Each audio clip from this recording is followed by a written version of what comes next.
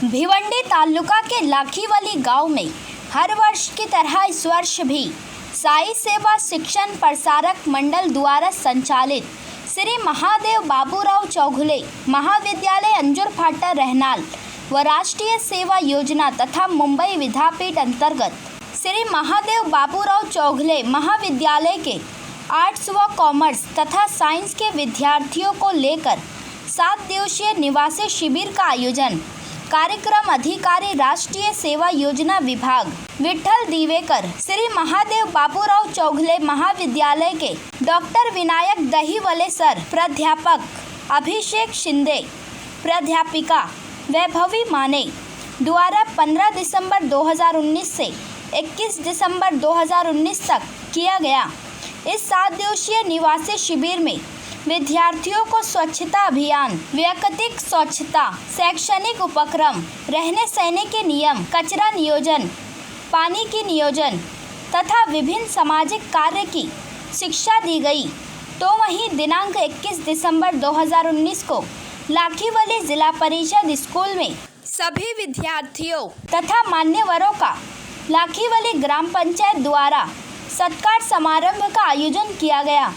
इस सत्कार समारोह के शुभ अवसर पर श्री महादेव बाबूराव चौगुले के डॉक्टर विनायक दहीवले सर, लाखीवाली ग्राम पंचायत के ग्राम विकास अधिकारी भालचंद्र जाधव, माजी सरपंच वसंत पाटिल, तंटा मुक्त गांव समिति अध्यक्ष रमेश पाटिल, भिवंडी तालुका के बुलंद आवाज तथा पत्रकार राजेंद्र पाटिल, राजू जाधव, कार्यक्रम अधिकारी राष्ट्रीय सेवा योजना विभाग विठल दिवेकर, श्रीमती सौ चंद्रभागा पाटिल, राष्ट्रवादी कांग्रेस महिला आघाड़ी थाने जिला मोनिका मड़वी, प्राध्यापक अभिषेक शिंदे, प्राध्यापिका वैभवी माने सहित आदि मान्यवर उपस्थित थे। सभी मान्यवरों के करकमलों द्वारा 7 दिवसीय निवासी शिविर में आए हुए विद्यार्थियों का स्वागत सम्मान, पुष्पगुच्छ व ट्रॉफी देकर सम्मानित किया गया।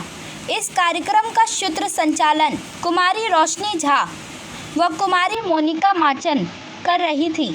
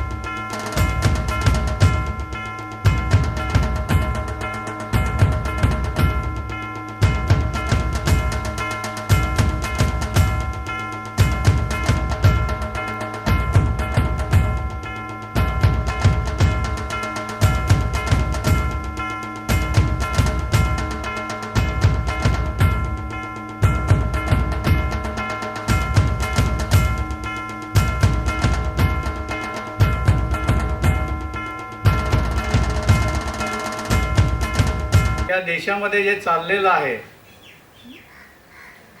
त्यावरून आम्ही जरा संकोचित होतो की मुलींना पाठवायचं की नाही, पॅरेंट्स त्यांचे आईवडील त्यांना परवानगी देतात की नाही. परंतु नंतर माझ्या अशा लक्षात आलं, दिवेकर सरांसोबत शिंदे सर आहेत आणि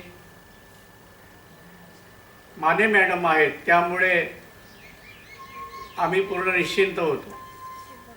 या 7 दिवसाच्या दरम्यान मी दिवेकर सरांना एकदा पण फोन केला नाही, कारण आम्ही बिनधास्त होतो. आम्हाला माहिती होतं की आमच्या मुलींना कसलाही त्रास होणार नाही.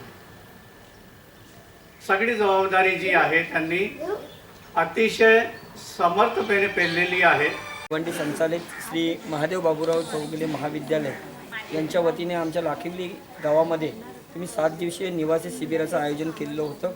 या 7 दिवसाच्या निवासी शिबिरामध्ये आपल्याला कसा प्रतिसाद या ठिकाणी मिळालेला आहे? साई सेवा शिक्षण प्रसारक मंडळ संचालित श्री महादेव बाबूराव चौगुले महाविद्यालय आणि या विद्यालयाच्या राष्ट्रीय सेवा योजना विभागाअंतर्गत 7 दिवसीय निवासी शिबिर मौजे लाखिवली येथे 15 डिसेंबर ते 21 डिसेंबर दरम्यान घेण्यात आला. हे शिबिराचं 5वं वर्ष होतं. पहिल्या वर्षापासून ते आजपर्यंत उत्तम असा प्रतिसाद, मग प्रतिसाद तो सहकार्याचा असो, प्रेमाचा असो की एखादी वस्तू कमी पडली त्याचा असो, उत्तम असा प्रतिसाद ह्या ग्रामस्थांकडून, सरपंच, उपसरपंच येथील प्रत्येक नागरिकाकडून आम्हाला सतत मिळत असतो. ह्या गावात ह्या 7 दिवसाच्या शिबिरादरम्यान आमच्या महाविद्यालयाच्या 50 विद्यार्थ्यांनी सहभाग घेतला. विद्यार्थिनी आणि विद्यार्थी असे दोन्ही येथे आम्हाला 7 दिवसीय निवासी असतात. ह्या निवासी शिबिरासाठी माझ्यासोबत प्राध्यापक अभिषेक शिंदे सर असतात. याशिवाय महिला एक आवश्यक असते, कारण मुली असतात म्हणजे महिला पाहिजेच, आणि त्यासाठी आमच्या महाविद्यालयांकडून आमच्या प्राचार्य डॉक्टर विनायक दहिवरे सरांनी प्राध्यापिका वैभवी माने मॅडमला इथे 7 दिवस सतत राहण्याची विनंती केली. आणि हे करण्याच्याच आधी त्या प्राध्यापिका तयारच होत्या, कारण विद्यार्थिनीसाठी येणं भाग असतं आणि त्यासाठी त्या लगेच तयारही झालं. या 7 दिवसाच्या शिबिरादरम्यान आम्ही इथे वेगवेगळे उपक्रम राबविले, जसे स्वच्छ भारत अभियान, वैयक्तिक स्वच्छता, याशिवाय शैक्षणिक उपक्रम, रहदारीचे नियम, तसेच वनराई बंधारा, पाणी अडवा पाणी जिरवा या अंतर्गत वनराई बंधाऱ्याचे निर्मिती करणे, शोष खड्डे, ह्याच शिवाय पाण्याचे नियोजन, सांडपाण्याचे नियोजन, कचऱ्याचे नियोजन, अशा वेगवेगळ्या उपक्रम आम्ही 7 दिवसांतर्गत सामाजिक कार्य म्हणून राबवले. हे राबवत असताना विद्यार्थी नुसता समाजसेवा न करता त्याचाही सर्वांगीण विकास व्हावा या उद्देशाने आम्ही एक नियमबद्ध असा शेड्यूल बनवला होता. जो शेड्यूल आम्ही आमच्या महाविद्यालयाचे प्राचार्य डॉक्टर विनायक दहिवरे सर यांचं मार्गदर्शन, यांच्या सूचना घेऊन बनवलेला होता. आणि ह्या सूचना पाळून आम्ही जो एक शेड्यूल बनवला होता, या शेड्यूलमध्ये आम्ही विद्यार्थ्यांना वेगवेगळ्या विषयांवर व्याख्याने, जसे स्वच्छ भारत अभियान तर असेलच, पण अन्न भेसळ, स्पर्धा परीक्षा, व्यक्तिमत्व विकास, मुलाखत कशी द्यावी, पत्रलेखन कसं करावे, अशा वेगवेगळ्या मुद्द्यांना समोर घेऊन आम्ही व्याख्यानं आयोजित केलेली होती. याशिवाय विद्यार्थ्यांचा व्यक्तिमत्व विकास होताना आम्ही इथे वादविवाद स्पर्धा, गटचर्चा, याशिवाय काही प्रश्नार्थी उपक्रम घेऊन विद्यार्थ्यांचा सर्वांगीण विकास करण्याचा प्रयत्न केलेला आहे. आणि ह्याला ह्या विद्यार्थ्यांचा 5ही वर्ष उत्तम असा प्रतिसाद असतो. आमच्या ह्या शिबिरातून निघालेले जे विद्यार्थी आहेत आज उत्तम प्रकारे यशस्वी झालेले आहेत आणि सर्वजण ही त्यांच्या नोकरी आणि धंद्यामध्ये व्यस्त आहेत. हे सगळं सांगताना खरंच आनंद वाटतो. सर, तुम्ही प्रास्ताविकामध्ये सांगितलं की 5 वर्ष पूर्ण झाले त्या निवासी शिबिराला पुढच्या वर्षी आम्ही येऊ शकत नाही.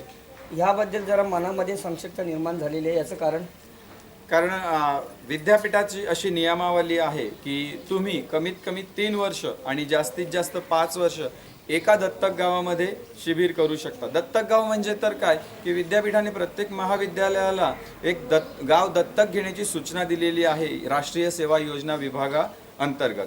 आणि त्यामुळे आम्हाला आता 5 वर्ष इथे झालेलं आहे. पहिलं शिबिर इथे आमचं 15-16 ह्या शैक्षणिक वर्षात झालेलं होतं आणि आता 19-20 हे 5वं वर्ष आहे. त्यामुळे तांत्रिक अडचणींमुळे आम्हाला इथे पुढच्या वर्षी शिबिर घेता येत नाही. पण ह्या इथल्या देवासारख्या माणसांची सावली आम्हाला पुन्हा मिळणार नाही. पण इतका विश्वास आहे की इतकं यांनी दिलेलं आहे की त्यांचं पुण्य आमच्या पाठीशी उभं आहे. आणि जिथे पण आम्ही पुढच्या वर्षी जावं तेव्हा त्यांच्यासारखी माणसं त्यांच्याच रूपाने आम्हाला तिथे मिळतील असा विश्वास आता आमचा दुणावला आहे. सर, शेवटचा प्रश्न, तुम्ही लाखिवली गावामध्ये 7 दिवसाचं शिबिराचं नियोजन, निवासी शिबिराचं नियोजन या ठिकाणी राहिलात. या 7 दिवसामध्ये तुम्ही संध्याकाळी जेव्हा एकत्र बसता त्यावेळेला तुमची मुलांमध्ये मुलींमध्ये आणि तुमची एक छोटीशी मीटिंग तर होत असेल. संपूर्ण दिवसामध्ये कोणकोणती कामं केली, काय काय केलं, या संदर्भामध्ये मुलींकडनं काय तुम्हाला सूचना वजा काय आलेल्या आहेत का? मुलांकडून त्या गावामधली लोक कशी होती काय या संदर्भात? अतिशय महत्त्वाचा आणि नाजूक असा प्रश्न. मुली म्हटलं की कोणाच्या अंगाला काटा येत नाही. सध्या माझ्याही आलाय. पण इथे आल्यानंतर पहिल्या दिवशी पहिल्या शिबिराच्या वेळेला शैक्षणिक वर्ष 15-16ला आम्हाला तसं दडपण होतं. पण दुसऱ्या दिवसापासून ते दडपण जणू काही नव्हतं असंच निर्माण झालं. आणि तेव्हापासून आज तागायत ह्या 5व्या वर्षाच्या 5व्या शिबिराला आम्हाला असं काहीच जाणवलं नाही. जसं आता तुम्ही विचारलं की तुमची चर्चा होत असेल मुलींसोबत, पण मुलींनी असं कधीच नाही सांगितलं इथे की आम्हाला भीती वाटते, कोणाचा त्रास आहे.